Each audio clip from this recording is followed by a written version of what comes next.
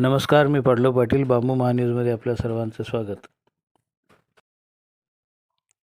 महाराष्ट्र बांबू promotion फाउंडेशनचे CEO V. Giriraj यांनी राजापूर तालुक्यातील बांबू शेतकऱ्यांना भेट दिली. या संदर्भात आपण जाणून घेणार आहोत.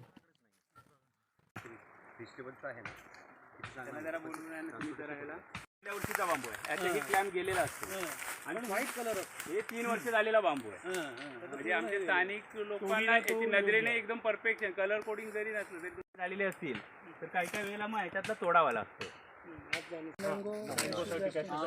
म्हणजे ते नंतर शेतकरीला देतात, पण प्रायव्हेट आणि गव्हर्नमेंट नर्सरीला असते छोटी छोटी होणार नाही. होते ना या स्टिक सुद्धा पण काय होतं की क्लिनिंग आणि ह्याच्यामध्ये जो लेबर जातो तो सगळ्यात जास्त जातो ह्याच्यात. नाही मग आता शेतकरीला वेस्टच चालले ना आता ते.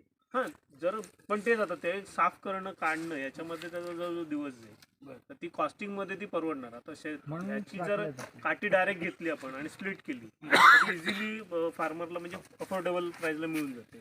बट जर ही फार्मर जर विकायला गेला किंवा व्यापारी जरी तोडायला गेला तरी त्याच्या 2 दिवस ते साफ करण्यात जातील मग ती परवडणार. त्यामुळे ते घेतलं. हा ही वेस्टेज बायोमास थोडा वेस्ट जार आहे. बायोमॅसला बरंच त्यामुळे कशासाठी उपयोग करतो बायोमास सर आता ब्रिकेट किंवा ह्याच्यामध्येच आता जास्त प्रमाणात वापरलं जातं. सेकंडरी लगदा तयार करून पेपर इंडस्ट्रीसाठी पण त्याची डिमांड आता वाढते.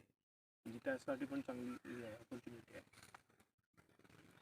तुम्हाला जे स्टिक तुम्ही आणता की खाल्लं हां नाही आम्हाला ऍक्च्युली चालेल पण तेच म्हटलं व्यापाऱ्यांना ती काढायला परवडणार नाही. शेतकरी नाही ते कसं आम्ही हे करतो, साफ करायला ती परवडत नाही. आम्हाला योग्य दर मिळत नाही, मार्केट नाही म्हणून आम्ही टाकून देतोय. नाही तर आम्ही काढली असती. तेच म्हणताय तो ते लेबर कॉस्ट आहे ती परवडत नाही.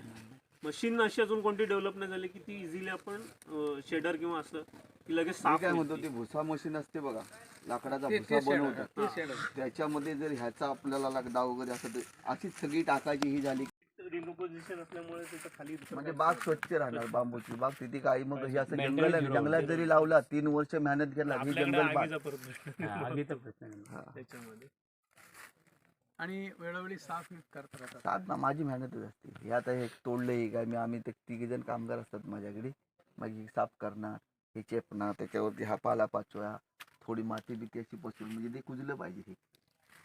हे कुजल्यानंतर ते बांबूला थंडपणा राहतो आणि बांबू पण काढत राहतात आहे का? 2 वर्षांनी काढतो. 3रं वर्ष नाही, 2 वर्षाची गॅप, 3ऱ्या वर्षी तोडणार. 3ऱ्या वर्षाचे काढतो. पहिल्या 2 वर्ष हात लावत नाही किती लांबीचे कन्स्ट्रक्शन करून देतात. नाही तुकडे बनते की माझ्याकडे आले होते एकदा 18-22 दिले संपलं विषय. का आम्ही ते एकदा आले होते त्यांनी मला प्रोत्साहन दिलं होतं की अशी- सरांचा प्रश्न असा आहे, तुम्ही बांबू उत्पादक म्हणून काय तुम्हाला बांबू व्यवसायाच्या दृष्टीने काय अडचणी आहे किंवा काय अपेक्षा आहे, काय गोष्टी करायला पाहिजे सरकार म्हणून, काय कुठल्या तांत्रिक अडचणी काय तांत्रिक अडचणी येतात? उपाय पाहिजे, मदत पाहिजे. आम्हाला सुद्धा उतरणार पण यावर संशोधन करू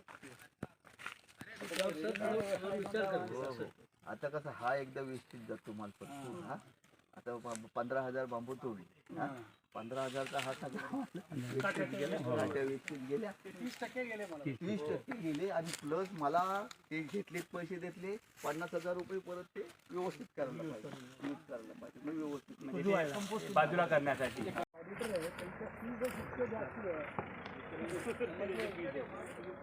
डॉक्टरांच्या फीस बघूनच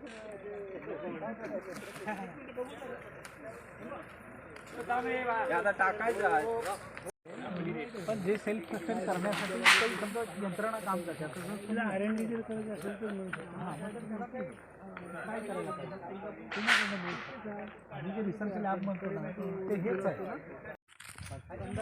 ग्रोथ फास्ट होते. म्हणजे 3ऱ्या वर्षी तुम्हाला इथे लक्ष किती कमी लक्ष जरी असेल तरी शेतकऱ्यांचे तो बांबू मरून जाणार नाही, त्याचं उत्पन्न वाढतच जाणार. त्याला लागणारं जे फूड आहे ना ते ह्या बांबूपासून आणि मिळत जातं. कंदापासून मिळालं त्याला.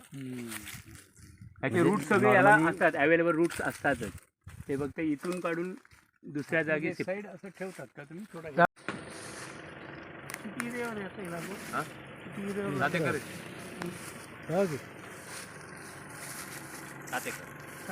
मस्त भेटलो का आपण?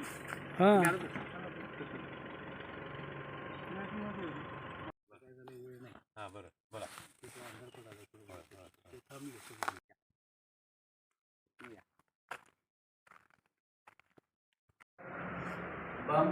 आपल्या एरियाचं भवितव्य फार चांगलं आहे.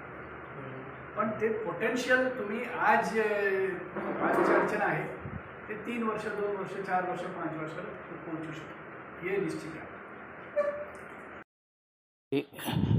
पंचायत समितीचे अधिकारी आपटे साहेब यांच्या वतीने विविध मान्यवरांचा सत्कार करण्यात आला. तसेच बांबू शेतकऱ्यांनी आपल्या मागण्यांचे निवेदन व्ही गिरीराज यांना दिले.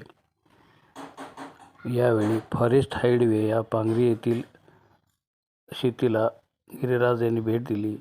यावेळी विजय भालके यांनी गिरीराज सरांचा सत्कार केला. या प्रसंगी बडे सर, पाटलोबा पाटील, राज पवार उपस्थित होते.